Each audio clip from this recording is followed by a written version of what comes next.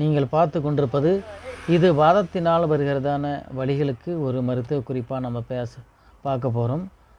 வாதத்தினால் வருகிறதான சதை பிடிப்பு அப்படின்னா அது ஒரு பிடிப்பு. அந்த வாதம் வந்திருந்தால் சதைகளாக பிடிச்ச மாதிரி இருக்கும். இது என்னென்னு பாருங்கள். இதுக்கு நத்தையின் சதை வேணும்.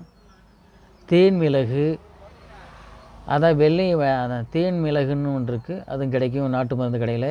வெள்ளை தேன் மிளகு வெள்ளை கடையில் நம்ம கடையில் பயன்படாது. மூன்றும் சமநடையாக என்ன கூட்டி உருக்கணும்.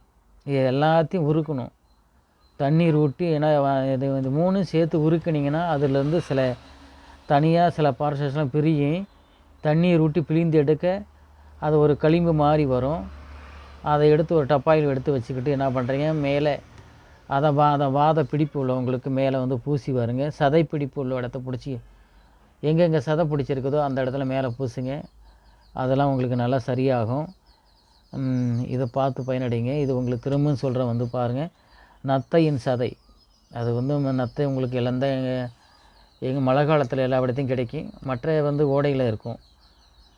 நத்தையின் சதை, தேன் மிளகு, வெள்ளை தேன் மிளகு, அதான் அந்த வெள்ளை மிளகு, இது மூன்றையும் சரியடையாக நல்லா இடித்து இது என்ன பண்ணுறீங்க, ஒரு காய்ச்சிங்க. கொஞ்சமாக கொஞ்சம் தண்ணி ஊற்றி காய்ச்சினீங்கன்னா திரும்ப தண்ணி ஊற்றி அதை பிழிந்து எடுச்சிங்கன்னா அது ஒரு இது மாதிரி ஒன்று வரும்.